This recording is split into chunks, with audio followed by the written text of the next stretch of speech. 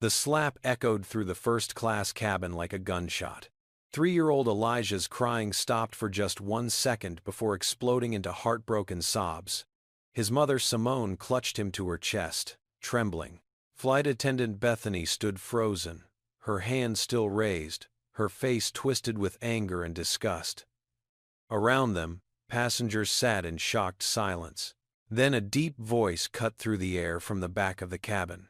"You just hit my son." Bethany turned, and the color drained from her face. Before we dive into what happens next, drop a comment and let us know where you're watching from. Hit that like button if you believe everyone deserves respect regardless of their skin color. And subscribe because this story will shake you to your core. Trust me, you won't want to miss what happens when this flight attendant realizes exactly who she just messed with. Now let's rewind and see how we got to this shocking moment. Simone had never flown first class in her entire life. At 27 years old, working double shifts as a nurse at Atlanta General Hospital, she barely made enough to cover rent for the tiny apartment she shared with Elijah. Her son's father had walked out the moment she told him she was pregnant, leaving her to raise their child alone. She worked nights, relied on her elderly neighbor to babysit, and counted every dollar. But when her mother called from New York, voice weak and breaking, saying the cancer had spread and the doctors didn't think she had much time left, Simone didn't hesitate. She called every airline. Economy was sold out on every flight that could get her there in time. The only available seat was in first class, and it cost more than her monthly salary. She borrowed money from 3 different coworkers, promising to pay them back over the next 6 months. As she walked down the jet bridge holding Elijah's hand, her stomach churned with anxiety. She'd never been around wealthy people before. Would they judge her worn jeans and faded jacket? Would they stare at her son's scuffed sneakers? Elijah bounced beside her, excited about the airplane, chattering about clouds and birds. She squeezed his hand gently. "Remember what Mama said. You need to be very quiet and good on this plane, okay, baby?" Elijah nodded solemnly, his big brown eyes looking up at her with complete trust. Her heart ached. He was so small, so innocent. He had no idea that the world would judge him differently because of the color of his skin. Not yet. They boarded the plane, and immediately Simone felt the stares. A woman in a cream-colored suit looked up from her magazine, her eyes traveling from Simone's face to Elijah's hand in hers, then to their boarding passes. Her lips pressed into a thin line. An older white man in the aisle seat huffed audibly as they passed. Simone's face burned. She found their seats, 3A and 3B, and helped Elijah climb into the window seat. He pressed his face against the glass immediately, marveling at the other planes. That's when she first saw Bethany. The flight attendant was in her mid-30s, blonde hair pulled back in a severe bun, makeup perfect, uniform crisp. She stood near the galley, watching passengers board. When her eyes landed on Simone and Elijah, her expression changed. The professional smile vanished, replaced by something cold and assessing. She walked over slowly, deliberately, her heels clicking on the floor. "Can I see your boarding passes?" Her tone was clipped, almost accusatory. Simone's hand shook slightly as she pulled out the crumpled papers. Bethany studied them for a long moment, as if looking for proof they were fake. Finally, she handed them back without a word and walked away. Simone exhaled. Beside her, Elijah hummed happily, oblivious. What Simone didn't know was that someone else had been watching the entire exchange. Several rows back, in seat 7A, sat a man in an expensive charcoal suit. Harrison Clark was 39 years old, and he was the CEO of Skylux Airlines, the very company operating this flight. But nobody on this plane knew that. He'd booked his ticket under a different name, paid cash, and deliberately chose a non-premium seat. This was his quarterly mystery shop. A practice head implemented years ago to see how his employees really treated customers when they thought no one important was watching. Harrison had built his empire from nothing. Born in a Chicago housing project to a single mother who worked 3 jobs, had grown up hungry more often than not. He remembered his mother crying after a store clerk followed them around, assuming they were going to steal.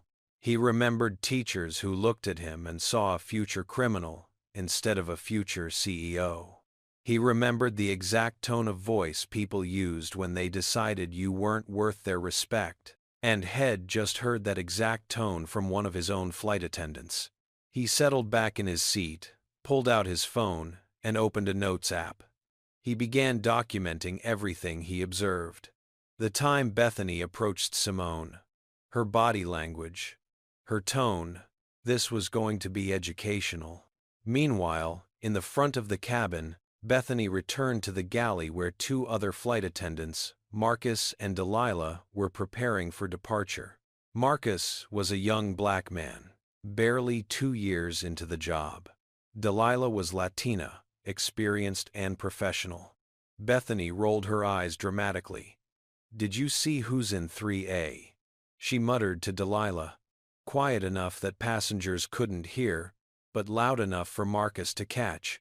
"First class is really going downhill. Probably used food stamps to buy that ticket." Marcus' jaw tightened, but he said nothing. He needed this job. Delilah shot Bethany a warning. "Look, that's inappropriate." Bethany shrugged. "I'm just saying what everyone's thinking.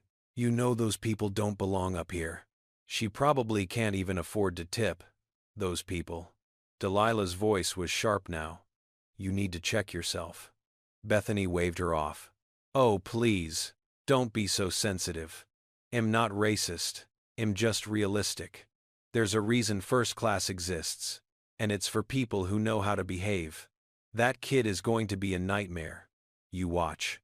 As if on cue, other passengers began settling in. The cabin filled with the rustle of bags being stowed, phones being silenced, jackets being removed. Bethany moved through the aisle with a bright smile, greeting passengers. "Good afternoon, sir. Can I get you a drink before takeoff? Champagne?" "Wonderful." She laughed at someone's joke, her voice syrupy sweet. "And for you, ma'am? Sparkling water with lemon?" Right away. She passed Simone's row without stopping, without asking, without even making eye contact. Simone noticed. Of course she noticed. But she told herself it was nothing, just an oversight. The flight attendant was busy. It didn't mean anything. Except it did. Because when Bethany finished serving drinks to every other passenger in first class, when Shed made sure the white woman in the cream suit had her champagne, and the older white man had his scotch, and the young white couple across the aisle had their matching mimosas, she walked right past Simone and Elijah again. She went back to the galley empty-handed. Simone waited a few more minutes, then unbuckled her seatbelt and approached the galley carefully. "Excuse me." Her voice was soft, apologetic, as if she was the one who'd done something wrong. "Could my son and I get some water, please?" Bethany looked up from her phone with obvious irritation. "We're about to take off. You need to return to your seat." You gave everyone else drinks. And I thought, oh, it'll get to you when I have time." Bethany's eyes were cold. "Now please sit down before I have to call the captain." Simone felt like she'd been slapped. She walked back to her seat, face burning, eyes stinging with tears she refused to let fall. Elijah looked up at her. "Mama? You okay?" She forced a smile. "Yes, baby. Mama's fine." But she wasn't fine. And things were about to get much, much worse. The plane began to taxi toward the runway. The captain's voice crackled over the intercom, welcoming passengers and announcing their flight time to New York. Engines hummed. Elijah pressed his hands against the window, watching the ground crew wave them forward. For a moment, Simone let herself hope that maybe the rest of the flight would be okay. Maybe that attendant would just leave them alone. Then the plane started accelerating down the runway, and Elijah's excitement turned to fear. The little boy had never flown before. He didn't understand why everything was shaking, why the noise was so loud, why it felt like they were going to crash. His eyes went wide, his bottom lip trembled, and then he started to cry. "Mama." He reached for her, his small body trembling. "Mama, I'm scared." Simone unbuckled his seatbelt and pulled him onto her lap, holding him tight despite the regulations. "It's okay, baby. We're safe. We're just going up into the sky. Remember I told you about flying? Like a bird." But Elijah was 3 years old, and he was terrified. His cries grew louder. Other passengers started looking over. Simone rocked him, whispered soothing words, rubbed his back. Nothing worked. The plane lifted off the ground, and Elijah's screams intensified. The older white man in the cream suit muttered loud enough to be heard. "This is exactly why children shouldn't be allowed in first class." The woman across the aisle nodded in agreement. "Some people just don't know how to control their kids. It's a matter of upbringing." Simone heard every word. Each one landed like a punch. She wanted to scream at them that her son was scared, that he was just a baby, that she was doing everything she could, but she didn't. She just held Elijah tighter and kept whispering, "You're okay. Mama's got you. You're safe." Bethany appeared in the aisle, her face flushed with anger. "Mom, you need to get that child under control right now." "I'm trying," Simone said desperately. "Hess just scared. Hess never flown before." "Well, maybe you should have thought about that before bringing him into first class." Bethany's voice dripped with contempt. "This is supposed to be a peaceful cabin for people who paid for a premium experience, not a daycare. Please. I'm doing my best." "Your best isn't good enough." Bethany leaned in closer, her voice low and vicious. "Let me be very clear. If you cannot control your child, I will have no choice but to report this disruption to the captain. We can have you removed at the next stop. Do you understand?" Simone nodded mutely, tears streaming down her face now. Elijah was sobbing into her shoulder. The other passengers were staring, and Bethany stood there with her arms crossed, as if daring them to make another sound. In the back, Harrison Clark's hands clenched into fists. Had heard every word, seen every gesture. This wasn't just poor customer service. This was cruelty. This was discrimination. And it was happening on his airline, under his watch. He pulled out his phone and started recording, careful to keep it low and discreet. This was evidence he'd need later. The plane leveled off, and gradually, very gradually, Elijah's cries subsided into hiccups and sniffles. Simone managed to get him calmed down enough to buckle him back into his seat. She pulled out a small bag of crackers she'd brought from home and gave them to him. He munched on them quietly, his face still wet with tears, his little chest still heaving with leftover sobs. Simone smoothed his hair back and kissed his forehead. "Good boy. Such a good, brave boy." Bethany returned to the galley and announced loudly to her coworkers, "I swear, some people think buying a first-class ticket gives them the right to let their kids run wild. That child has been screaming for 10 minutes straight." Marcus spoke up quietly. He was scared during takeoff. That's pretty normal for little kids. Normal for little kids who weren't raised properly. Bethany shot back. "When I was growing up, my parents would never have tolerated that kind of behavior. We knew how to sit still and be quiet in public. But I guess different cultures have different standards." Delilah's eyes flashed. "You need to stop. Right now." "Stop what?" "Telling the truth." Bethany turned away, dismissing them both. She grabbed a tray of drinks and headed back into the cabin. That fake smile plastered on her face again. "Here is your second champagne, sir." "Absolutely." Happy to get you another. She walked past Simone's row again without stopping. Simone didn't even bother asking anymore. She'd gotten the message. She wasn't welcome here. Neither was her son. They were being punished for existing in a space that someone like Bethany thought they didn't belong in. Elijah finished his crackers and asked quietly, "Mama, can I have some water?" Simone looked at the call button above their seats. She knew if she pressed it, Bethany would come, and she'd be met with more contempt, more barely concealed disgust. But her son was thirsty, had been crying so hard. She pressed the button. Bethany appeared within seconds, her smile vanishing the moment she saw who had called. "What? Could we please have some water for my son?" Bethany sighed dramatically. "Fine, just a moment." She disappeared and returned with a plastic cup of water, which she set down on Simone's tray table so hard that it sloshed over the side. Then she walked away without another word. Simone handed the cup to Elijah carefully. "Small sips, baby.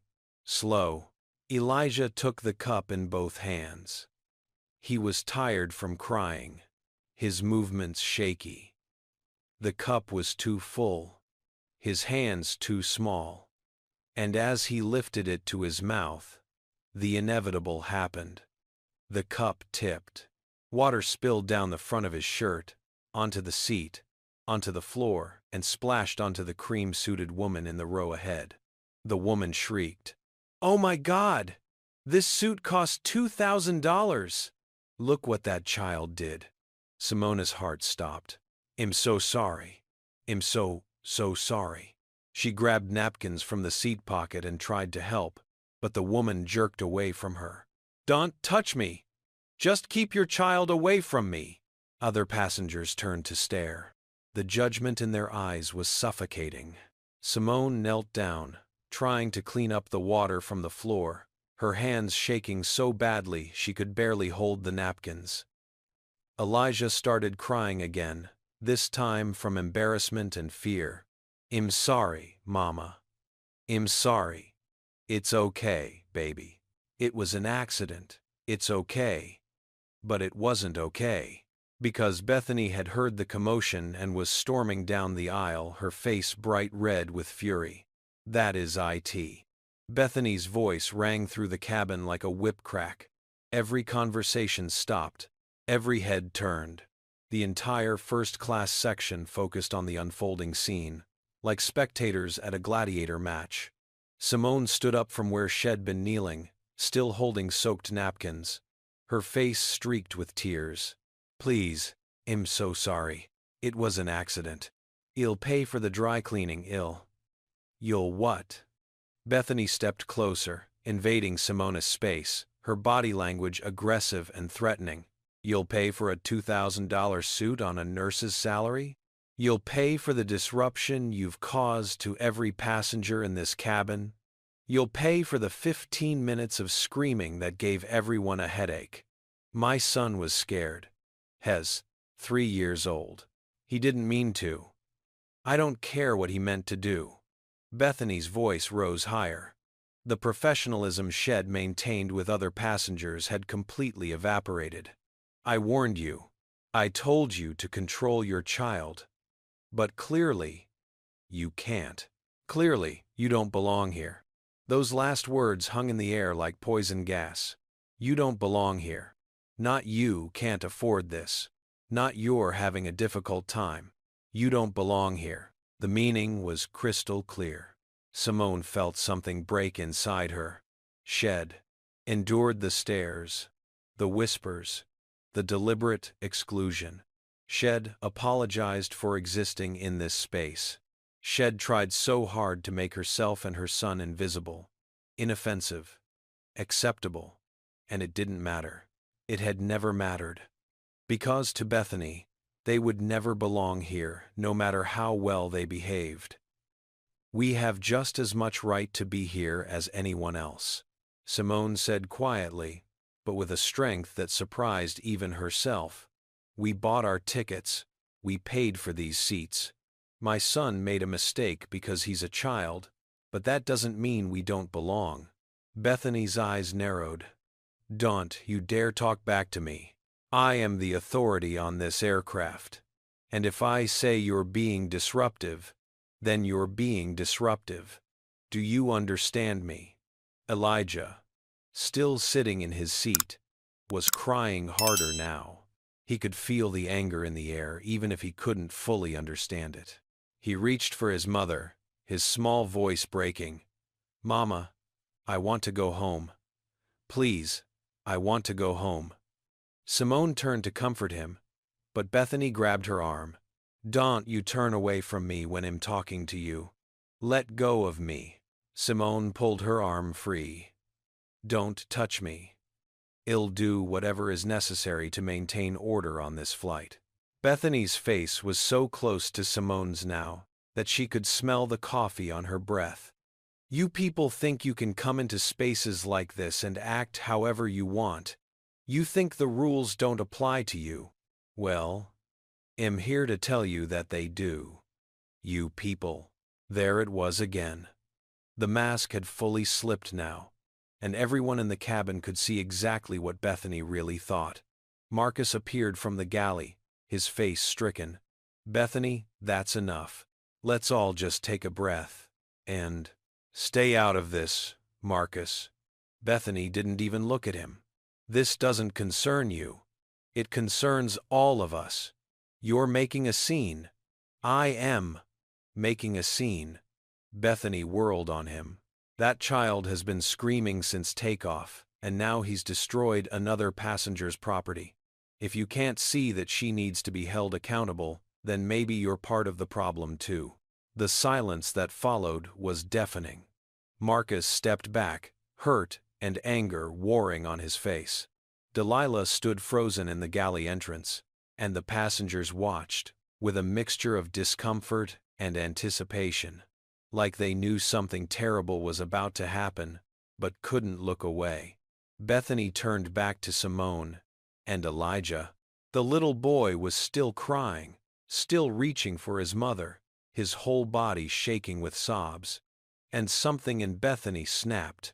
Later, she would claim it was frustration, that shed only meant to gesture.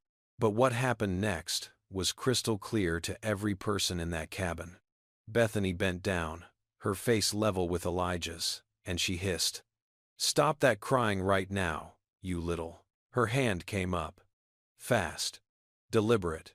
She struck him across the face with an open palm, the crack of skin on skin echoing through the cabin like a gunshot. For one frozen second, no one moved, no one breathed. Elijah's crying stopped abruptly, his eyes going wide with shock and pain. A bright red handprint bloomed across his small brown cheek. Then his face crumpled, and he screamed. Not a scared cry, not an upset whimper. A scream of pure pain and terror and betrayal. Simone snatched her son into her arms, her body shaking with rage and horror. "You hit my baby! You hit my baby!" Bethany straightened up, her chest heaving, but her expression showed no remorse. If anything, she looked satisfied. Maybe now hell learned to behave. That's when the voice came from the back of the cabin. Deep, controlled, but carrying an undertone of barely restrained fury that made everyone turn around. "You just hit my son." Bethany turned slowly, following the voice to the back of first class. A tall black man rose from seat 7A, and as he stood to his full height, the overhead lights caught his face. Bethany's smugness evaporated like water on hot pavement. Her mouth opened, but no sound came out. Because she knew that face. Every employee of Skylux Airlines knew that face. It was on the wall of every office, featured in every corporate newsletter, displayed on the company website's homepage. Harrison Clark, founder and CEO of Skylux Airlines, the man who signed her paychecks, the man who could end her career with a single word. And he was walking toward her with the cold, measured fury of someone who'd just witnessed something unforgivable. Mr. Clark," Bethany stammered, all her earlier confidence draining away. I didn't know you were on this flight. Sir, I can explain. Explain. Harrison's voice was quiet, but it cut through the cabin like a blade. You're going to explain why you just struck a 3-year-old child in the face. The child was being disruptive, sir. I was just trying to maintain order in the cabin. It's my job to ensure all passengers have a pleasant experience, and this child has been screaming and causing problems since we took off. And then he destroyed another passenger's property. And She was babbling now, words tumbling over each other in her panic to justify herself. Stop talking. Harrison held up one hand, and Bethany's mouth snapped shut. He walked past her to where Simone stood, clutching Elijah. The little boy's face buried in her shoulder, his body racked with sobs. Harrison's expression softened completely. Mom, may I see his face? Simone was trembling so hard she could barely hold her son. She didn't understand what was happening, didn't understand why this man had said Elijah was his son, but she could see genuine concern in his eyes. She gently turned Elijah toward him. The handprint was vivid against Elijah's skin. Harrison's jaw clenched so tight the muscle jumped. Had seen a lot of terrible things in his life. Had personally experienced racial discrimination more times than he could count. But seeing it happen to a child, seeing violence inflicted on a little boy who'd done nothing worse than be scared and clumsy, ignited something primal in him. He looked at Simone. My name is Harrison Clark. I own this airline, and I promise you, what just happened here will be addressed in the strongest possible terms. May I ask your name? Simone. Simone Washington. Her voice shook. And this is Elijah. Sir, I don't understand. Why did you say he was your son? Because if I hadn't, Harrison said quietly, she wouldn't have stopped, and I needed her to know immediately that she'd just made the biggest mistake of her career. He raised his voice so everyone in the cabin could hear. Let me make something very clear to all of you. What you just witnessed was assault. It was also a clear act of racial discrimination, and it happened on my airline. Now let me pause the story right here and ask you something. Comment number 1 if you think Bethany deserves to lose her job over this. Comment number 2 if you think she should also face criminal charges. And comment number 3 if you've ever witnessed discrimination like this in person. Hit that like button if you believe Harrison did the right thing by stepping in. And subscribe because what happens next is going to blow your mind. The question is, how will Harrison make sure justice is served? And what does he mean when he calls Elijah his son? Keep watching to find out. Harrison turned back to Bethany, who stood frozen like a deer in headlights. You're done. As of this moment, you are suspended without pay, pending a full investigation. When we land, you'll be escorted off this aircraft by security, and you'll be hearing from our legal team. Sir, please. Bethany's eyes filled with tears now. Real fear replaced the earlier arrogance. I've worked for this company for 10 years. I have a family. I can't lose my job over one mistake. One mistake. Harrison's voice rose for the first time. You think what you did was one mistake? I've been sitting back there for the last hour watching you. I saw how you treated this woman and her son from the moment they boarded. I saw you serve drinks to every other passenger while deliberately ignoring them. I heard the way you spoke to her, the contempt in your voice, the thinly veiled racism in your words. And then you hit her child. A 3-year-old child. So no, this wasn't one mistake. This was a pattern of behavior that reveals exactly who you are. The other passengers were silent. Some looked ashamed. The woman in the cream suit stared at her lap. The older man who'd complained earlier suddenly found something fascinating about his phone screen. Marcus and Delilah stood in the galley entrance, and Marcus had tears streaming down his face. Harrison looked around at all of them. And the rest of you? You sat here and watched this happen. Some of you even encouraged it with your comments and complaints. You saw a mother trying her best with a scared child, and instead of offering compassion, you judged her. You decided she didn't belong here based on nothing more than the color of her skin. He let that sink in before continuing. I built this airline from nothing. I grew up poor. My mother cleaned houses for families who treated her like she was invisible. I know exactly what it feels like to be looked at like you're less than human, and I swore that if I ever had the power to make a difference, I would.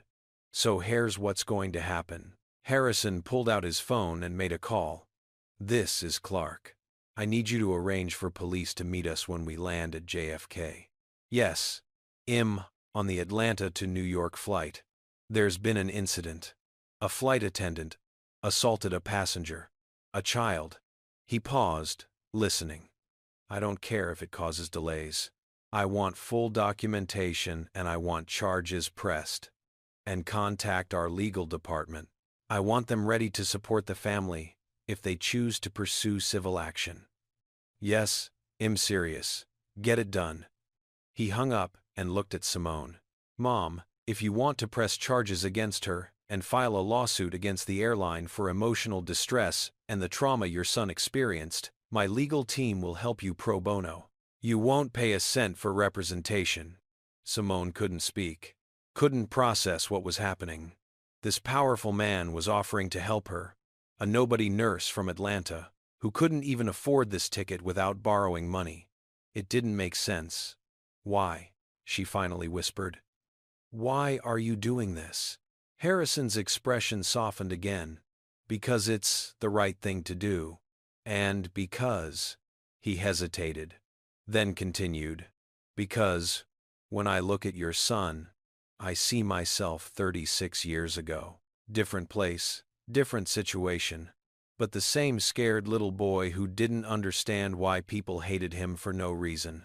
The plane continued flying toward New York while the cabin remained suspended in shocked silence. Bethany had been escorted to the crew area in the back by Marcus and Delilah, where she sat with her face in her hands, sobbing. Harrison had gently suggested that Simone and Elijah move to his more private seat toward the back of first class, away from the staring passengers. Shed agreed gratefully, and now they sat together while Elijah clung to his mother, the crying finally subsiding into exhausted hiccups. Harrison sat across the aisle, giving them space but staying close enough if they needed anything. Simone kept looking at him, trying to understand. Finally, she found her voice again. Mr. Clark, I'm grateful for everything you're doing, but I don't understand. You said Elijah was your son, but he's not. Why would you say that? Harrison leaned forward, elbows on his knees, choosing his words carefully. I said it because, in that moment, it was the fastest way to make her stop. People like Bethany respect power and consequences. If Id just said, "Stop hitting that child," she might have argued that she was doing her job. But the second she thought that child was connected to me, to someone with power over her career, she froze. It was a manipulation, yes, but it was necessary. But you're risking your reputation, your company's reputation, by getting involved in this. My company's reputation. Harrison smiled sadly. My company's reputation should be based on how we treat people, especially the most vulnerable. If standing up for what's right damages our reputation, then we didn't deserve a good reputation in the first place. Simone studied his face. You said you see yourself in Elijah. Can you tell me what you meant? Harrison was quiet for a long moment, his gaze distant. Then he began to speak, his voice low and steady. I grew up in Chicago, in the Cabrini Green projects. My father wasn't in the picture. My mother, Elizabeth, worked 3 jobs to keep us fed and housed. She cleaned houses during the day, worked at a convenience store in the evening, and did laundry for a hotel at night. I barely saw her, but when I did, I could see how exhausted she was, how worn down. He paused, collecting himself. When I was 5 years old, she took me with her to one of the houses she cleaned. The family was rich, white, lived in this massive place in the suburbs. The mother of that family saw me standing in the foyer while my mom got her cleaning supplies. And she lost it. Started screaming that my mother had violated their agreement by bringing that boy into her house. Said I might steal something or break something or make a mess. My mother begged her to understand. Shed had no one to watch me that day. But the woman didn't care. She fired my mom on the spot. Simona's eyes filled with tears. That's horrible. It gets worse. As we were leaving, the woman's son, who was about 7, came down the stairs. He looked at me and said, "My mom says your kind ruins everything." He was 7 years old, and had already learned to hate me. That's when I understood that racism isn't always shouted from rooftops. Sometimes it's whispered into children's ears until it becomes their truth. How did your mother handle it? She cried the whole bus ride home.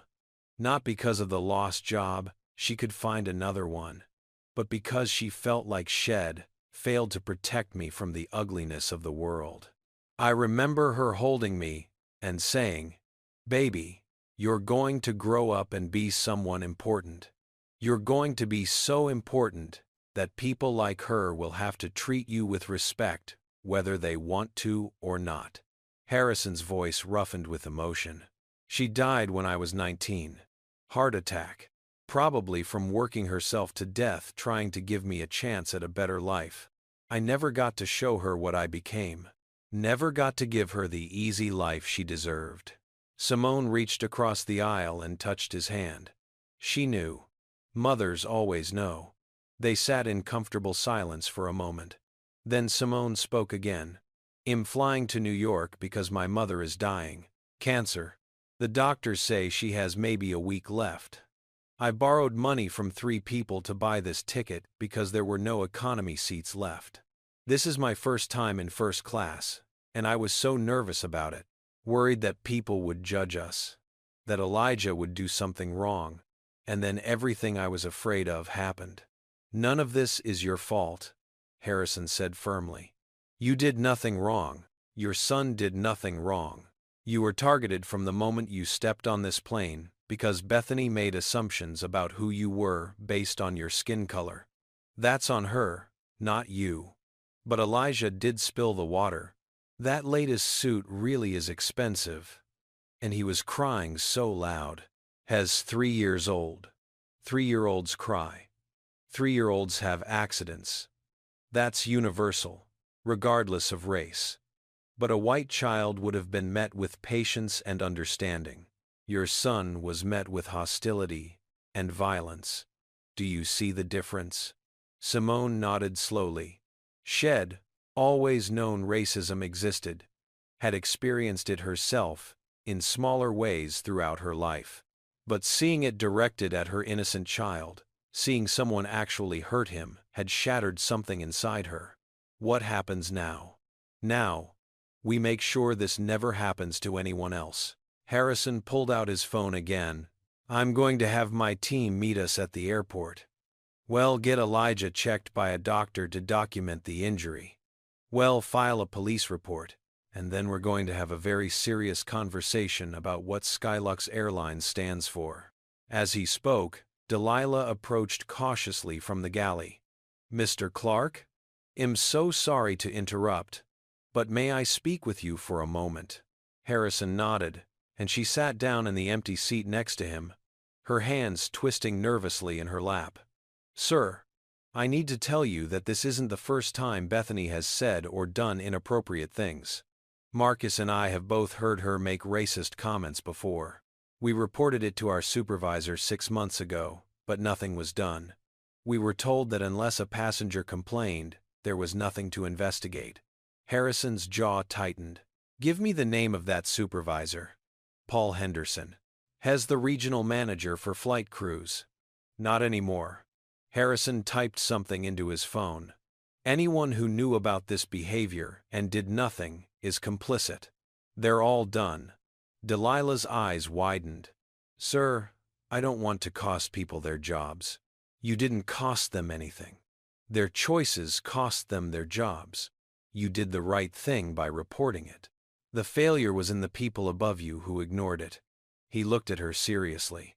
How many other flight attendants have similar complaints that were ignored? I don't know for sure, but there are rumors. Stories people share in the break room about difficult passengers, and sometimes the way they describe those passengers, the language they use, it's not right. Harrison stood up. I need you to do something for me. When we land, I want you to write down everything you remember. Every incident, every complaint that was ignored, every person who should have acted but didn't. Can you do that? Yes, sir. Thank you for your courage in speaking up. That takes guts. He turned to Simone. I'm going to walk through the cabin and speak with the other passengers. Some of them witnessed everything. I want their statements too. Will you be okay here? Simone nodded. Elijah had fallen asleep against her shoulder, exhausted from crying. She stroked his hair gently, her heart breaking for what Head endured. Harrison walked slowly through first class, stopping at each row. He spoke quietly to the woman in the cream suit, whose expensive outfit had been splashed with water. Mom, I'm Harrison Clark, CEO of this airline. I'd like to know if you plan to seek compensation for your damaged clothing. The woman wouldn't meet his eyes. No, that's not necessary. It was an accident. The child didn't mean to do it. That's correct. He didn't.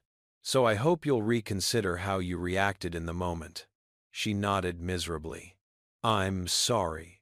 I said things I shouldn't have said. I was frustrated, but that's no excuse. Harrison moved on. The older white man who'd complained about children in first class also apologized when approached. I'm ashamed of myself, he admitted. My grandson is about that boy's age. If someone had hit him like that, I'd want them arrested. But I sat here and watched it happen to someone else's child and didn't say a word because he trailed off. Because he was black, Harrison finished. Yes, that's exactly why. And that needs to change. By the time Harrison returned to his seat, Head collected contact information from 8 passengers willing to give statements.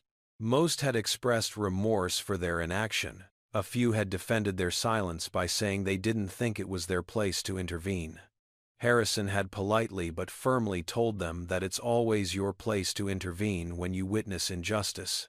As he sat back down, the captain's voice came over the intercom. Ladies and gentlemen, we're beginning our descent into New York. Please return to your seats and ensure your seatbelts are fastened. Simone gently woke Elijah. The little boy stirred, then winced as he touched his face. The handprint had darkened to an angry bruise. Simone's eyes filled with fresh tears, but she forced herself to stay calm for his sake. Almost there, baby, just a little bit longer. Harrison leaned across the aisle. There's going to be a lot of people at the airport. Police, my staff, possibly reporters. If word got out, I know you're trying to get to your mother. I'll have a car waiting to take you directly to the hospital as soon as we're done with what needs to be documented. Okay, thank you, Simone whispered. Thank you for everything. You don't need to thank me. This is basic human decency. The fact that it feels exceptional says everything about how far we still have to go as a society. The plane touched down smoothly. As it taxied to the gate, Bethany remained isolated in the crew area, her career and reputation in ruins. Marcus stood guard at the door, his arms crossed, his expression grim. Head spent the flight thinking about all the times Head stayed silent when he should have spoken up. All the times Head witnessed subtle and not-so-subtle racism and told himself it wasn't his problem. Never again. Head decided that right then and there. Never again. When the plane finally stopped at the gate, Harrison stood up. Ladies and gentlemen, I need everyone to remain seated for a few minutes while we handle an official matter. Thank you for your patience. 2 police officers boarded the plane, followed by 3 members of Harrison's executive team. Bethany was brought out from the crew area, her face blotchy from crying, her hands shaking. One of the officers asked Harrison to explain what had happened. He did, his voice steady and factual. Then he turned to Simone. "This is Simone Washington and her son Elijah. They're the victims." One of the officers, a black woman in her 40s, knelt down to Elijah's level. "Hi there, sweetheart. My name is Officer Jenkins. Can you tell me what happened on the airplane? Did someone hurt you?" Elijah looked at his mother, who nodded encouragingly. In a small voice, he said, "The airplane lady was mean. She yelled at Mama. Then she hit me. It hurt." Officer Jenkins' expression hardened. She stood up and looked at Bethany. "Mom, you're under arrest for assault. You have the right to remain silent." As the officer read Bethany her rights and led her off the plane in handcuffs, the passengers watched in stunned silence. This had started as a routine flight and had turned into something none of them would ever forget. Some of them pulled out their phones and started recording.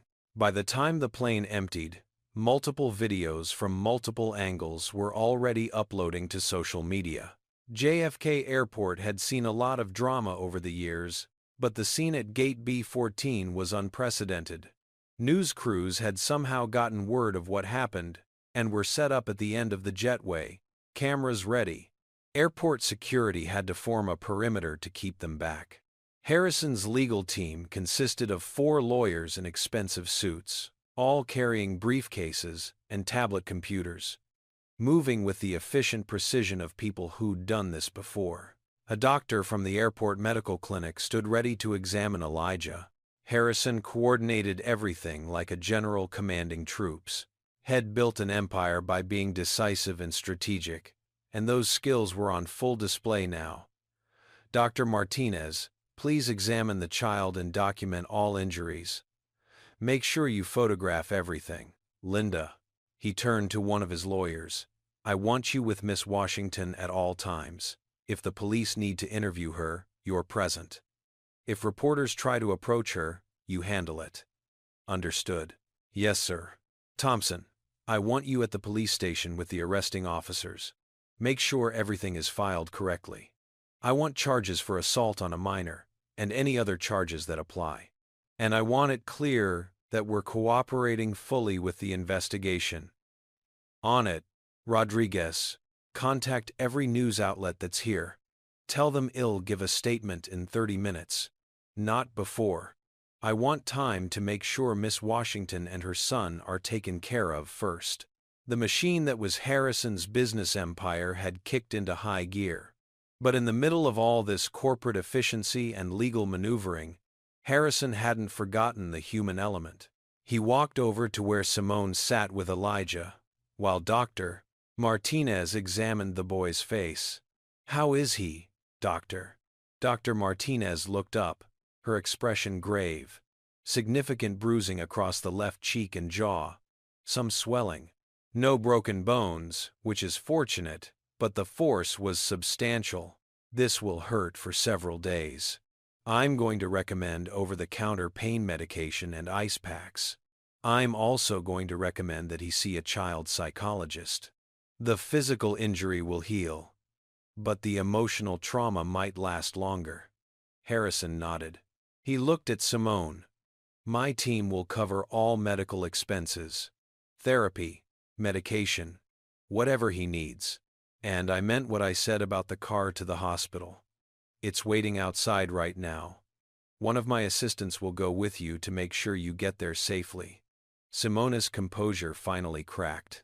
She'd been holding it together for Elijah's sake, but the kindness and support from this stranger who had no obligation to help her was overwhelming. She started crying, and Harrison handed her a handkerchief from his pocket. "I don't know how to repay you for this." "You don't repay kindness. You pass it forward when you can." He squeezed her shoulder gently. "Go see your mother. Be with her. My team will handle everything else. When you're ready, In a few days or a week.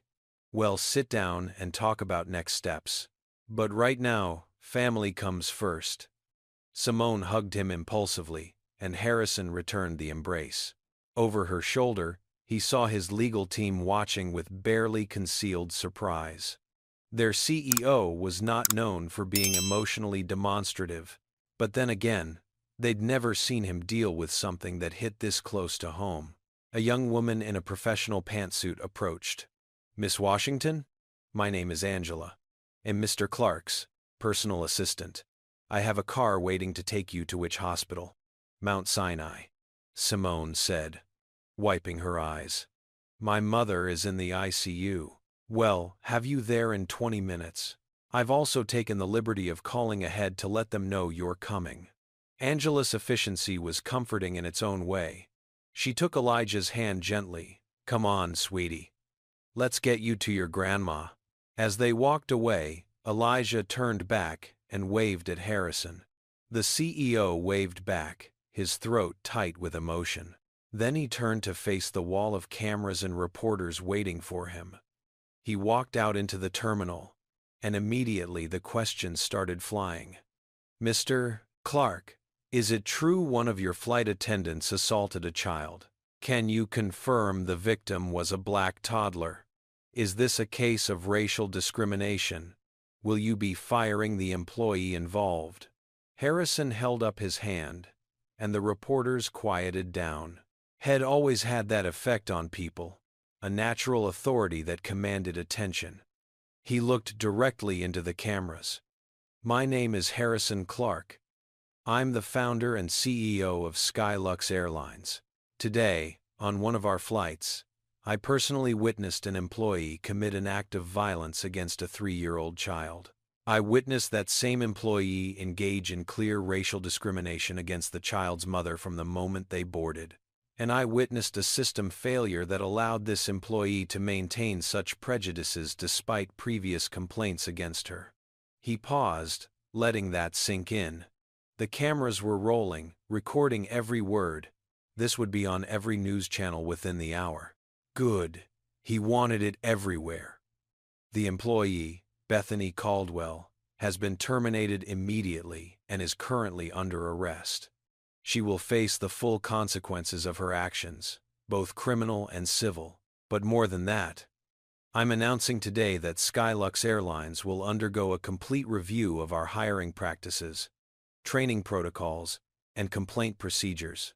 We will be implementing mandatory anti-racism training for every single employee, from flight attendants to executives. We will be creating an anonymous reporting system so employees can report discrimination without fear of retaliation.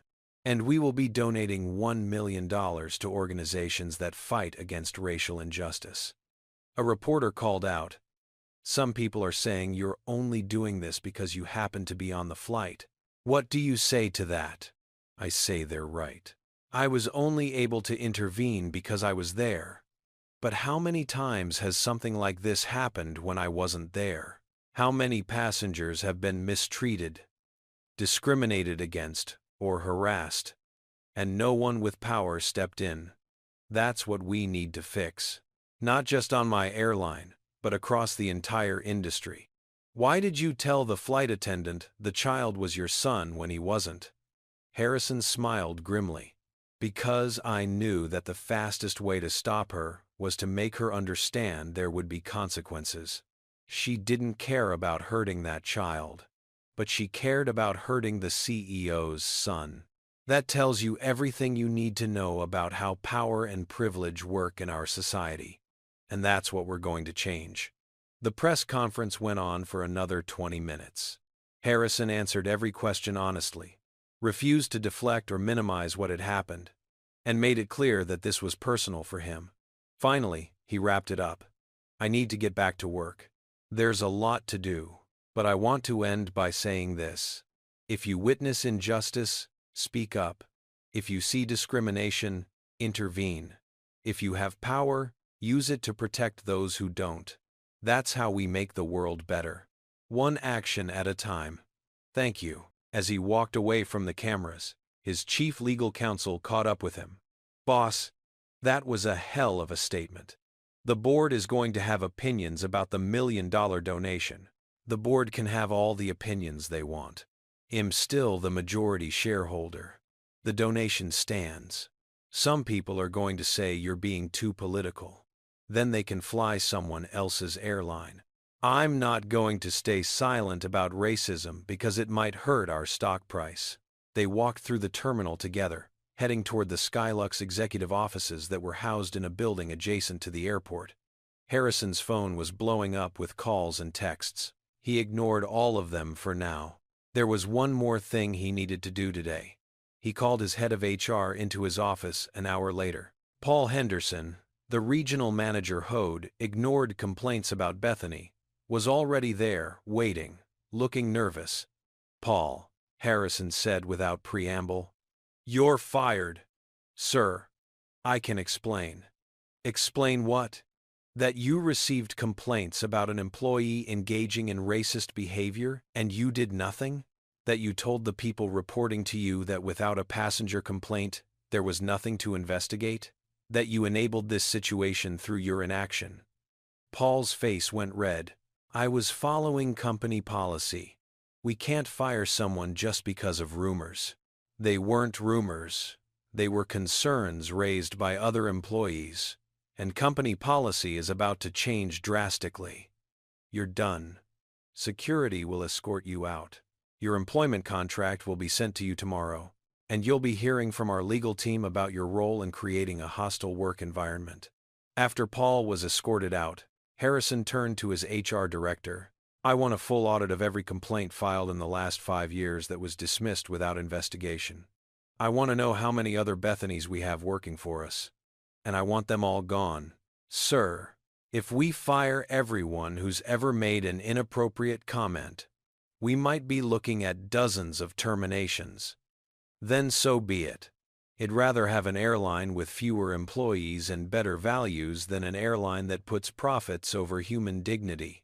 As the sun set over New York, Harrison sat in his office and thought about Simone and Elijah. He hoped they'd made it to the hospital in time. He hoped Simone's mother would hold on long enough for them to say goodbye. He hoped that little boy would heal from the trauma of what Head experienced today, and he vowed that he would do everything in his power to make sure nothing like this ever happened on his airline again. By the next morning, the story had exploded across every form of media. The hashtag Justice for Elijah was trending worldwide on social media. News channels played the footage on loop, the sound of that slap echoing through millions of homes. Cell phone videos from passengers showed Bethany's arrest, her face hidden as she was led off the plane in handcuffs. Harrison's press conference had been viewed over 20 million times. Public reaction was swift and divided. The majority of people praised Harrison for taking immediate action and using his power to protect a vulnerable family. Comments poured in from people sharing their own experiences with racism, discrimination, and being treated as less than human because of their skin color. Black mothers posted pictures of their own children with captions like, "This could have been my baby." Parents of all races expressed horror that someone could hit a child. But there was also backlash. Certain news commentators questioned whether Harrison had overreacted. "It was just a tap," one conservative pundit argued. "We've become too sensitive. In my day, flight attendants kept order on planes, and nobody complained." Some people defended Bethany, claiming she'd been driven to her breaking point by an uncontrollable child. Online trolls sent death threats to Simone, whose name and face had been revealed when someone dug through public records. Harrison had his team monitoring everything. He wanted to know what people were saying, what arguments were being made, what narratives were forming. Because this wasn't just about one incident anymore. It had become a flashpoint in the national conversation about race, power, and accountability. His phone rang. It was one of his board members, Chester Morrison, a 65-year-old white man who'd been with the company since the early days. "Harrison, we need to talk about the fallout from yesterday." "What fallout?" "Our stock dropped 3 points this morning. Some of our corporate clients are questioning whether they want to be associated with controversy. And I've had several major investors call me concerned about your $1 million donation pledge." Harrison's voice was ice cold. "Chester, let me be very clear. I don't care about the stock price. I don't care about corporate clients who think standing against racism is controversial. And the donation is happening whether the investors like it or not. If anyone wants to pull their money because we have a moral backbone, let them. You're being emotional about this. I understand it's personal for you because of your background. But as CEO, you need to think about the company first." "I am thinking about the company. I'm thinking about what kind of company we want to be. Do we want to be known as the airline that allowed racism to flourish? Or do we want to be known as the airline that took a stand? I know which one I choose. The board is meeting tomorrow to discuss this. Some of them want to distance the company from your statements. Then some of them can resign. I'm not backing down, Chester. Not on this." He hung up and immediately got another call. This one was from Simone. His heart jumped. "Miss Washington? Is everything okay?" Her voice was heavy with grief. "My mother passed away this morning. She held on long enough for us to get here, and then she was gone. But I wanted to call and thank you. Because of you, I got to say goodbye. Because of the car you sent. Because of how quickly everything was arranged. I made it in time. I'll never forget that. I'm so sorry for your loss." Harrison's throat tightened. He thought about his own mother, about not being able to save her, about all the goodbyes he'd never gotten. "Take all the time you need. Don't worry about anything else right now. Just be with your family. There's something else I need to tell you. The hospital here, they're being amazing.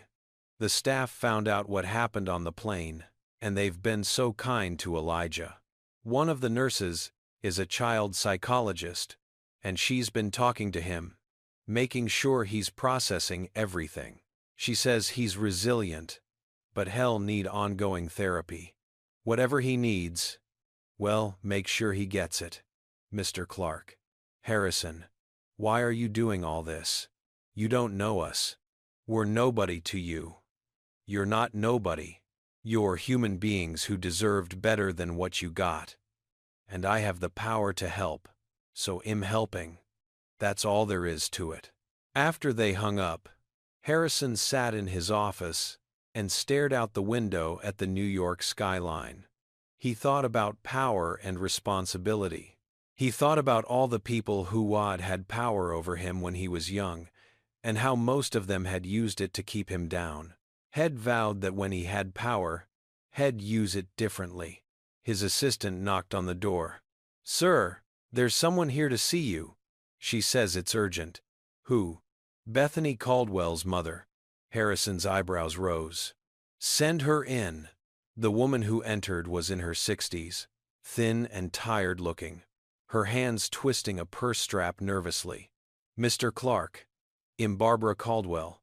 I'm Bethany's mother. I know you probably don't want to see me, but I had to come." "Sit down, Mrs. Caldwell." She perched on the edge of the chair like a bird ready to flee. "My daughter is in jail. She's been charged with assault. She's going to lose everything. Her job, her reputation, probably her freedom." Tears ran down her face. "I know what she did was wrong. I'm not here to make excuses. But I needed you to understand something." "What's that?" "She learned it from me." Barbara's voice broke.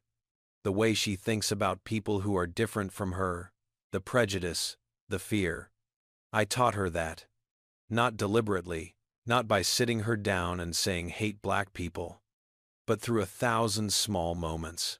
The way I'd clutch my purse tighter when a black man walked by. The way I'd talk about those neighborhoods and those people like they were something dangerous. She absorbed it all like a sponge. And by the time I realized what I'd done, it was too late." Harrison studied her. There was genuine remorse in her eyes. but also something else. Desperation. Are you asking me to help her? No. She deserves what she gets. But I'm asking you to use what happened as an example. Show other parents what hatred does. Show them how easily it gets passed down. Because there are millions of mothers out there like me, teaching their children to be afraid or disgusted by people who look different. And if we don't break that cycle, nothing will ever change. Harrison was quiet for a long moment. Then he said, "You're right. Thank you for having the courage to come here and say that. I'll make sure your message gets heard."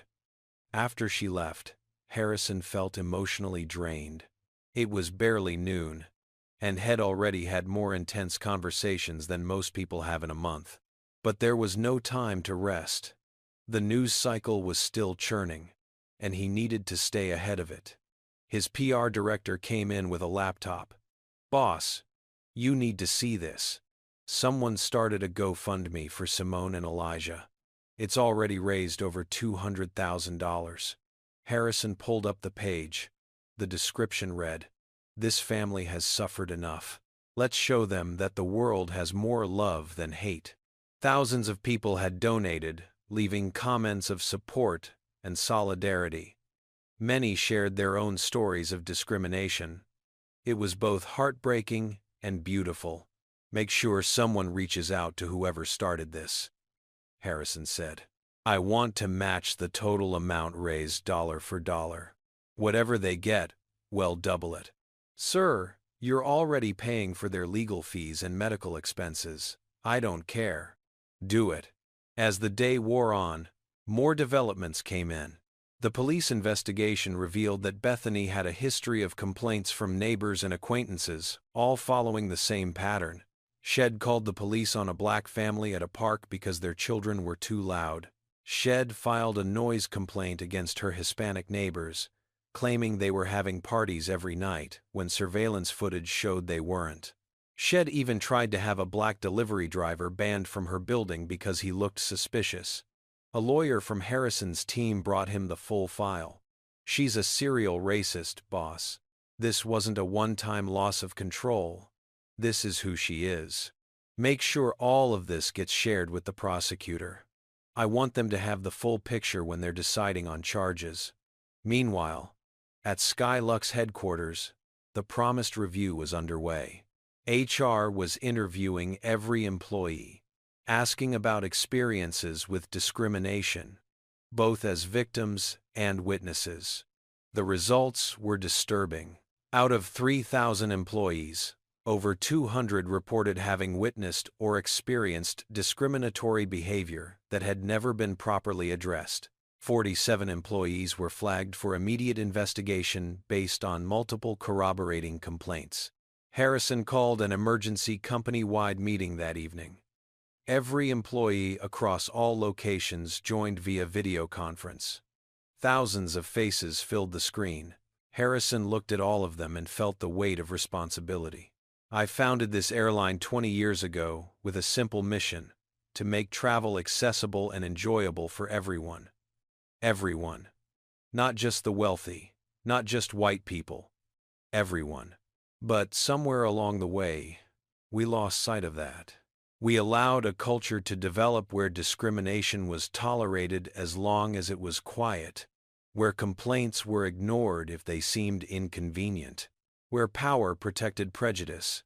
He paused, letting his words sink in. "That ends today. From this moment forward, there is zero tolerance for racism, sexism, homophobia, or any other form of discrimination at Skylux Airlines. If you engage in it, you're fired. If you witness it and don't report it, you're complicit. If you're in management and you ignore reports, you're done.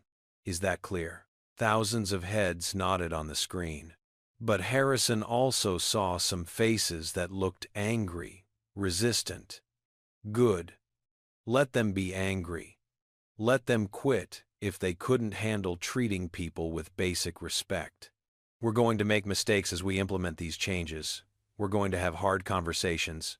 Some of you are going to be uncomfortable because you'll have to examine your own biases. But discomfort is part of growth. And we're going to grow together, or we're going to fail. He'd rather fail trying to do the right thing than succeed by doing the wrong thing. The meeting ended with mixed reactions. Some employees sent messages of support and gratitude. Others sent complaints about political correctness and reverse discrimination. Harrison responded to none of them. Had said what needed to be said. Now it was time for action. As midnight approached and Harrison finally left his office to go home, he received one more call. It was from Simone again. "I'm sorry to bother you so late," she said, "but I couldn't sleep, and I needed to tell you something. Today, while we were at the hospital, Elijah was playing with some toys in the waiting room. A little white boy came over and asked if he could play too. And Elijah said yes without even thinking about it. No hesitation, no fear, no prejudice, just kindness." Her voice cracked with emotion. After everything that happened yesterday, after being hit by someone who hated him for no reason, he still has the capacity to be kind. And I realized that's what we're fighting for. Not just justice for what happened to us, but to protect that innocence in all children. To make sure they grow up in a world where kindness is the default, not the exception. Harrison felt tears prick his eyes. He sounds like an amazing kid. He is. And you helped save him. Not just from that woman, but from losing faith in people. Because you showed him that there are good people in the world who will stand up for what's right. Thank you, Harrison. Thank you for being one of those people. After they hung up, Harrison stood at his window, looking out at the city that never sleeps. Somewhere out there, Bethany sat in a jail cell, contemplating the ruins of her life. Somewhere out there, thousands of people were having conversations about race and privilege and justice. And somewhere out there, a 3-year-old boy was sleeping peacefully. Still innocent, despite everything. Still capable of kindness. Tomorrow would bring more challenges, more backlash, more work to be done. But tonight, Harrison allowed himself to believe that maybe, just maybe, they were making a difference. 3 weeks later, the investigation into Bethany and the systemic issues at Skylux Airlines was complete. The findings were damning. The independent firm Harrison had hired to audit the company had uncovered a pattern of discrimination complaints being systematically dismissed or downplayed by middle management.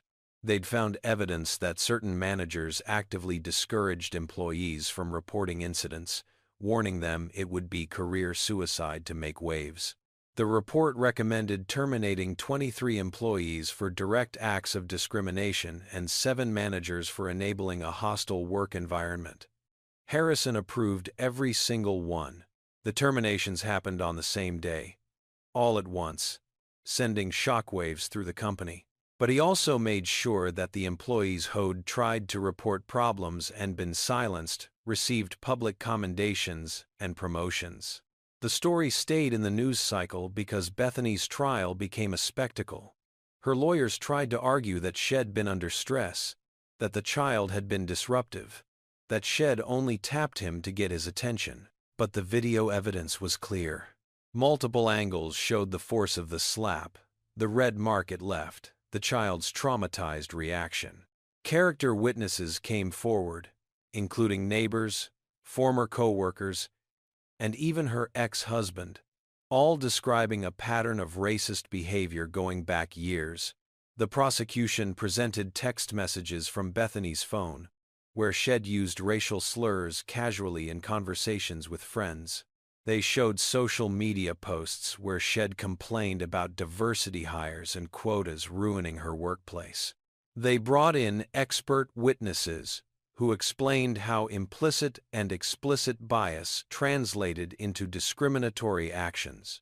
The defense tried to paint her as a victim of political correctness, someone who'd made one mistake and was being destroyed by an overzealous mob. But the evidence was overwhelming.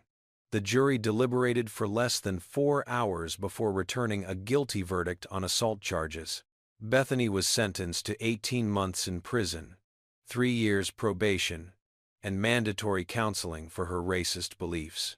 In her final statement before sentencing, Bethany stood before the court with her lawyer beside her. She looked older, thinner, broken. "I want to apologize to Elijah and his mother for what I did. I was wrong. I let my prejudices control my actions, and I hurt an innocent child. I'm ashamed of myself. I'm ashamed of the person I was." Some people believed her remorse was genuine. Others thought she was just sorry she'd been caught.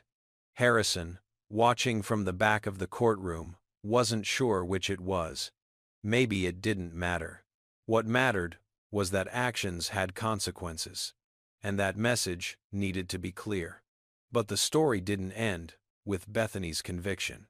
Because while she was the most visible face of the problem, she was far from the only one. The national conversation her case sparked had rippled through the airline industry and beyond.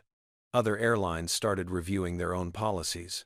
Stories emerged of similar incidents that had been swept under the rug. Employees across multiple companies came forward with complaints they'd been too afraid to voice before. Harrison used his platform to push for industry-wide reform.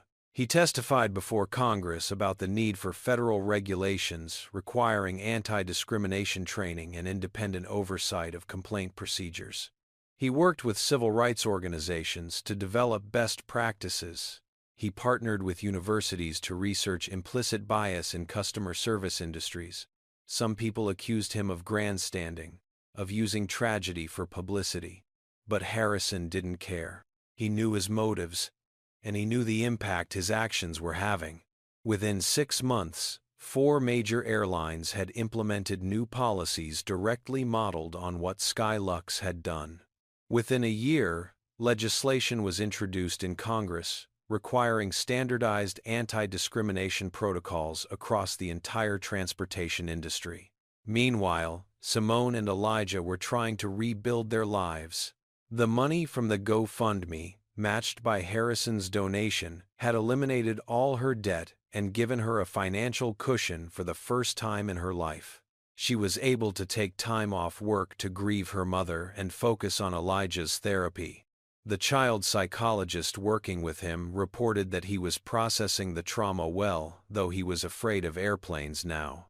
Harrison had kept in touch with them regularly, checking in, making sure they had everything they needed. And the more he talked to Simone, the more he admired her strength and grace. She could have been bitter, angry, vengeful. Instead, she channeled her pain into advocacy, speaking at schools and community centers about racism and how to teach children to recognize and resist it. One evening, 6 months after the incident, Harrison invited Simone and Elijah to dinner at his penthouse apartment. It was the first time they'd seen each other in person since the airport, though they'd talked on the phone and video chatted many times. Elijah was nervous at first, clinging to his mother's hand. But Harrison's home was warm and welcoming, and Head made sure to have age-appropriate toys and books available. They ate together, talking about everything and nothing. Harrison told stories about building his company, about the mistakes Head made, about the lessons Head learned. Simone shared memories of her mother, laughing and crying as she described the woman who'd raised her to be strong and compassionate. Elijah, gradually warming up, showed Harrison a picture Head drawn at school. "It's an airplane," Elijah explained. "But it's a nice airplane. With nice people. Like you." Harrison felt his throat tighten. "That's a beautiful picture. Can I keep it?" Elijah nodded solemnly and handed it over. Harrison carefully set it on his refrigerator with a magnet. Then he knelt down to Elijah's level. "Can I tell you something important?" The boy nodded. "What happened to you on that airplane should never have happened. That lady was wrong to hurt you, and I'm sorry that happened. But I want you to know something else. You are smart, you are kind, and you are worthy of respect. Always." Don't ever let anyone make you feel small because of who you are. Okay, okay. Elijah thought for a moment. Are you my friend? I'd be honored to be your friend.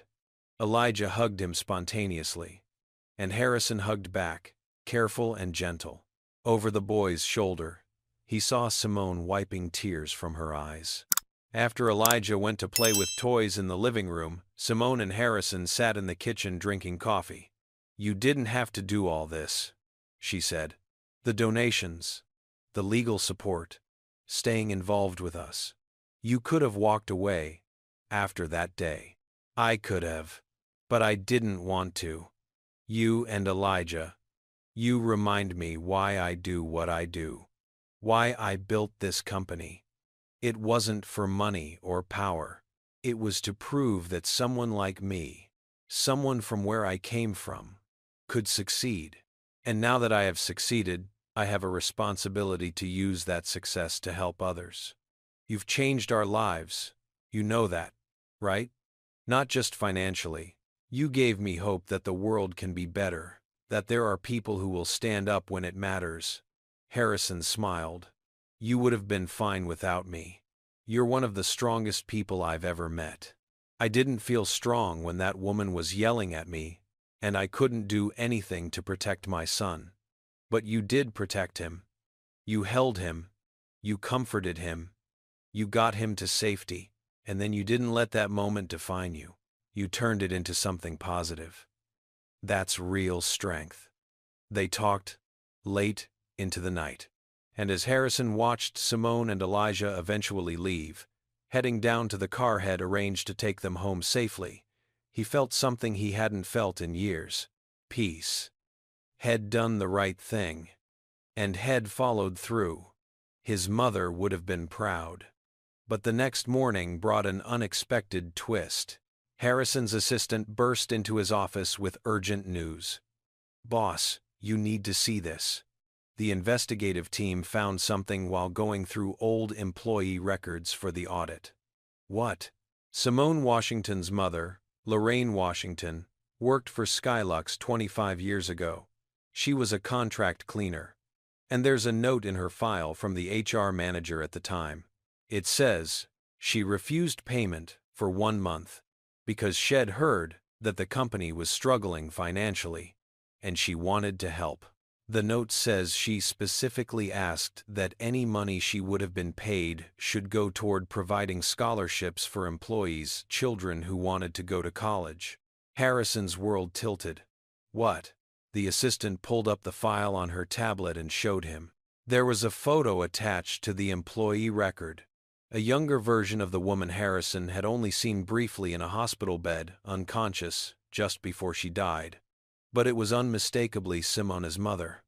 Harrison sat down slowly, his mind racing. She helped us when we needed it. 25 years ago, when I was barely keeping the company afloat, when I was working 100-hour weeks and couldn't afford to pay employees sometimes, she gave up her salary to help. Not just that. The assistant pulled up another document. She anonymously donated to the scholarship fund every month for 3 years until she had to leave the company because her own mother got sick and she had to move to Atlanta to take care of her. The scholarship she helped fund. Boss. It paid for Marcus' training. Remember Marcus, the flight attendant who tried to stop Bethany? Harrison couldn't speak. The circle was complete in a way that seemed impossible. Cosmic. The woman whose daughter had protected his company decades ago. The scholarship Shed funded had trained the employee who'd tried to intervene on her grandson's behalf. He called Simone immediately. I need you to come to my office. There's something I have to show you. An hour later, Simone sat across from him, staring at the old employee files, the photos, the records of her mother's donations. Tears streamed down her face. I never knew she did this. She never told me. She was an extraordinary person. And now I understand where you get your strength from. Simone looked up at him. All this time, I thought you were helping us out of pure kindness. But maybe Maybe the universe brought us back together for a reason. To close a circle. To honor her memory. Harrison came around the desk and sat beside her. Your mother gave my company a chance to survive when we had nothing. She believed in us when she didn't have to. And 25 years later, I got to help her family in their time of need. Maybe you're right. Maybe it was meant to be. They sat together in silence, both thinking about the invisible threads that connect people across time and space, about how one act of kindness can echo through decades, about how the good we put into the world has a way of coming back, sometimes when we need it most. 1 year after the incident on Flight 723, Skylux Airlines looked completely different. The company had implemented comprehensive anti-discrimination training for all employees, created an independent oversight board to investigate complaints, and established a scholarship program for children from underprivileged backgrounds who wanted to pursue careers in aviation. The scholarship was named the Lorraine Washington Memorial Scholarship, and it had already awarded full rides to 15 students. The company's reputation had taken a hit initially, but recovered stronger than before. Customers appreciated the transparency and accountability. Many people specifically chose to fly Skylux because they wanted to support a company that had taken a stand. The stock price had fully rebounded and then exceeded previous highs. The board members who'd been worried about profits had to admit that doing the right thing had been good for business too. Harrison stood at the podium during the scholarship award ceremony, looking out at the audience. Simone sat in the front row with Elijah, now 4 years old and thriving. Marcus, the flight attendant, who had tried to stop Bethany, was there too, recently promoted to lead trainer for customer service. Delilah sat beside him, having been promoted to regional supervisor. We're here today to honor the memory of Lorraine Washington, Harrison began. A woman who embodied everything this company should stand for: compassion, integrity, service. She helped us when we needed it most, asking for nothing in return. And now, we have the privilege of helping young people in her name. He called up the scholarship recipients, one by one. 15 students from diverse backgrounds, all with dreams of working in aviation. Some wanted to be pilots, some wanted to be engineers, one wanted to be a CEO like Harrison. Each received a full scholarship, covering tuition, books, and living expenses for 4 years of college. After the ceremony, there was a reception. People mingled, sharing stories, making connections. Harrison watched it all with satisfaction. This was what success looked like. Not stock prices or quarterly earnings, but people's lives being changed for the better. Simone approached him with Elijah at her side. The boy had grown taller, his smile bright and confident. The fear that had haunted him after the incident had gradually faded through therapy and the consistent love of his mother and the expanding circle of people who cared about him. He wanted to give you something, Simone said. Elijah held out a handmade card. On the front, had drawn an airplane with the Skylux logo. Inside, in careful preschool handwriting aided by his mother's hand, it said, "Thank you for being my friend. Love, Elijah." Harrison knelt down and hugged the boy. "Thank you, buddy. I'll treasure this. Mama says you're a hero." Elijah said seriously, "Is that true?" Harrison smiled. "Am not a hero. I just did what was right. But you know what? You're a hero too." "I am. Absolutely. You were brave when scary things happened. You stayed kind even when someone was mean to you. And you're making the world better just by being yourself. That's what heroes do." Elijah beamed and ran off to play with some of the other children at the reception. Simone and Harrison stood together, watching him. "He doesn't remember it much anymore," Simone said quietly. "The therapist says that's common with young children. The memory fades. But I remember. I'll always remember what you did for us. What we did together, Harrison corrected. You had the courage to speak up. You had the strength to turn trauma into advocacy. I just had the platform. Where do you think we'd be now if you hadn't been on that plane? Harrison considered the question. I think you would have found another way forward. You're a survivor. But I'm glad I was there. I'm glad I could help. And I'm glad we've stayed connected. Over the past year, their relationship had evolved into genuine friendship. Harrison was like an uncle to Elijah, present for birthdays and holidays. Had helped Simone find a better paying position at a private hospital with excellent benefits. Shed helped him understand perspectives Head never considered, challenged his assumptions, made him a better leader. They'd both grown from knowing each other. As the reception wound down, Harrison's assistant approached with a reminder about his next meeting. He groaned. Back to work. No rest for the CEO. Simone laughed. Go change the world some more. Well, see you Sunday for dinner, right? I'll be there. Tell Elijah I'm bringing ice cream. You're going to spoil him. That's what honorary uncles are for. As Harrison left the event and headed back to his office, he thought about the journey that had led him here. From a poor kid in Chicago to the CEO of a major airline. From a victim of discrimination to someone with the power to fight against it. The circle had closed in ways he never could have imagined. He thought about Bethany, serving time in prison, hopefully learning and growing from her mistakes. He thought about all the employees who'd been fired for their discriminatory behavior, their careers over because they'd refused to treat people with basic respect. He didn't take pleasure in their downfall, but he didn't regret it either. Actions have consequences. He thought about all the passengers from that flight. Many had reached out to him afterward to apologize for their silence, promising to be braver next time. Some had become activists in their own communities, using what they'd witnessed as a catalyst for change. Even the woman in the cream suit had donated a significant amount to racial justice organizations, trying to make amends for her part in the incident. And he thought about Simone and Elijah, about how their lives had been forever altered by one terrible moment that had been transformed into something meaningful. The trauma would always be part of their story, but it didn't define them. They'd chosen hope over bitterness, action over victimhood, forgiveness over hatred. As Harrison sat at his desk and looked at the drawing Elijah had given him all those months ago, still hanging on his refrigerator, transported now to his office wall, he felt a profound sense of purpose. This was why Head built this company.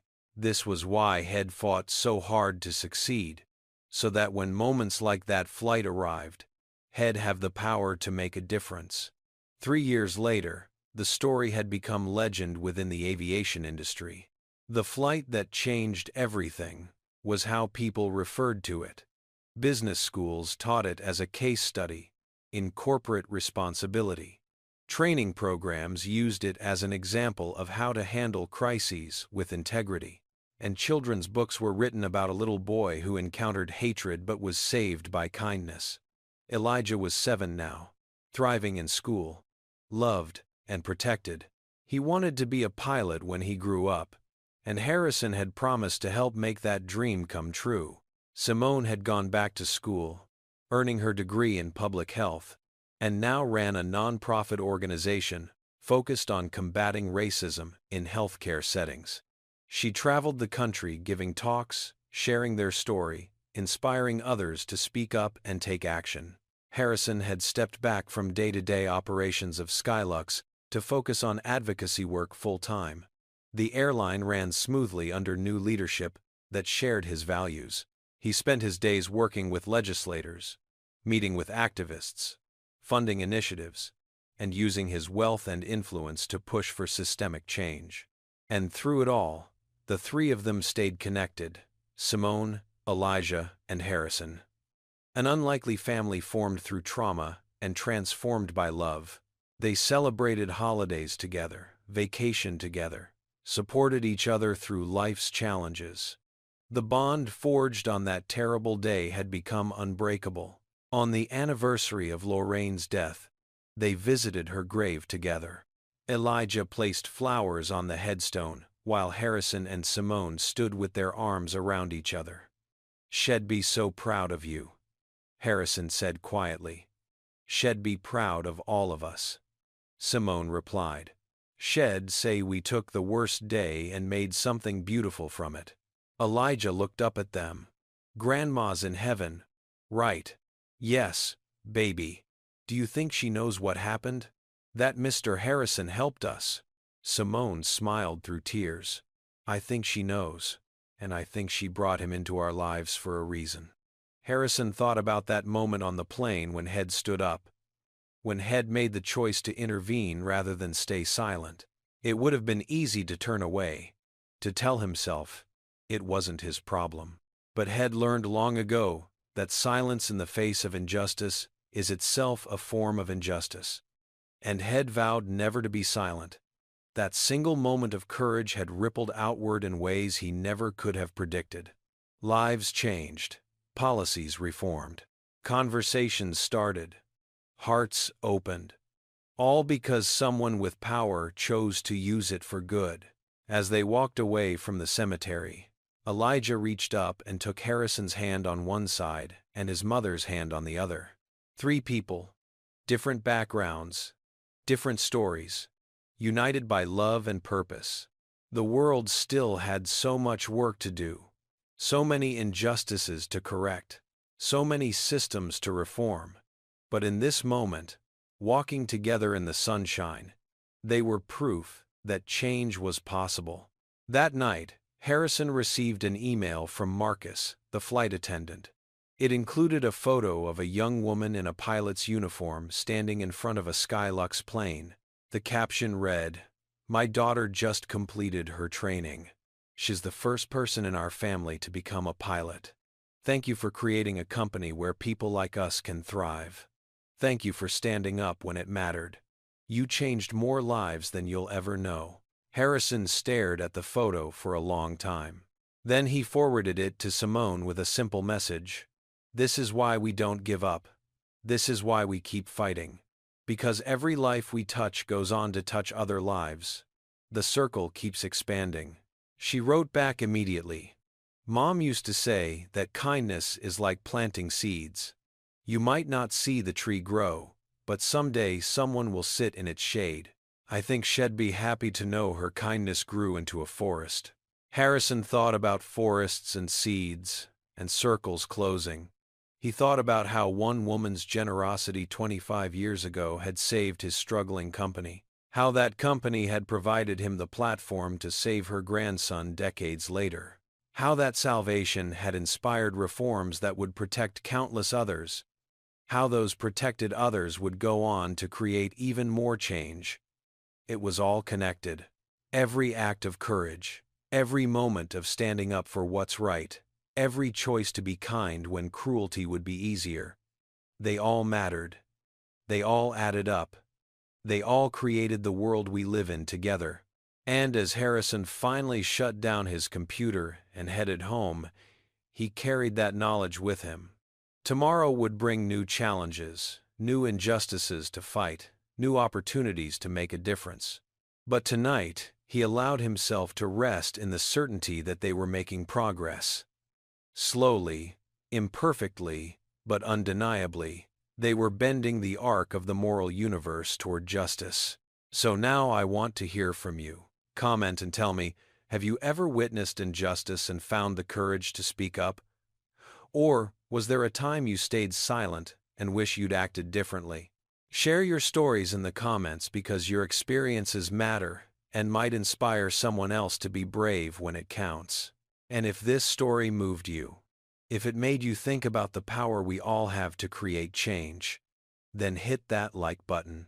Subscribe to this channel because, well, keep bringing you stories that challenge us to be better, to do better, to stand up when it matters most. Share this video with someone who needs to hear it. Someone who's fighting their own battles against discrimination and injustice. Someone who needs to know they're not alone. Thank you for watching this journey with me. Thank you for caring about justice and equality and human dignity. And remember what Harrison taught us. You don't have to be a CEO to make a difference. You just have to be willing to speak up when you see something wrong. You just have to choose courage over comfort. You just have to remember that we're all connected. And when we lift each other up, we all rise together. Until next time, keep fighting the good fight. Keep choosing kindness. Keep believing that change is possible. Because it is, and you're part of making it happen. This story teaches us that silence in the face of injustice makes us complicit. When Harrison witnessed discrimination, he didn't look away or tell himself it wasn't his problem. He used his power to protect the powerless, showing us that privilege comes with responsibility. We learn that racism isn't always overt violence. It often hides in subtle actions like being ignored, receiving cold service, or being treated as less than human. These microaggressions accumulate into trauma, especially for children who absorb these messages about their worth. The story also reveals how prejudice is learned and passed down through generations. Bethany's mother admitted Shed taught her daughter to fear and hate through countless small moments. This reminds us to examine our own biases and be intentional about what we model for the next generation. We see that accountability matters. Bethany faced consequences, not because of one mistake, but because of a pattern of hateful behavior Shed never been challenged on before. Most importantly, we discover that kindness creates ripples we may never see. Lorraine's generosity decades earlier came full circle to protect her grandson. Every act of courage, every moment we choose compassion over cruelty, plants seeds that grow into forests of change. We don't need CEO-level power to make a difference. We just need the courage to speak up when it matters. Now, I want to hear your voice. Have you ever witnessed racism and wished you'd spoken up? Or did you find the courage to intervene when someone needed protection? Drop your story in the comments below, because your experience could inspire someone else to be brave. Comment number 1 if you believe more companies should follow Harrison's example of accountability. Comment number 2 if you think Bethany's sentence was fair. And comment number 3 if this story changed how you'll respond to injustice in the future. If this story touched your heart and made you think differently about standing up for what's right, smash that like button. Subscribe to our channel and hit the notification bell so you never miss stories that challenge us to be better humans. Share this video with your family, your friends, your coworkers, anyone who needs to understand that we all have the power to create change. Thank you for spending this time with me, for opening your heart to this difficult but necessary story. May you always have the courage to stand up when you see wrong, the wisdom to examine your own biases, and the compassion to treat every person with the dignity they deserve. Together, we can build a world where children like Elijah never have to experience hatred, where mothers like Simone are treated with respect, and where people like Harrison use their power to lift others up. Until next time, choose kindness, speak truth, and never stay silent when it matters most. Peace and love to you all.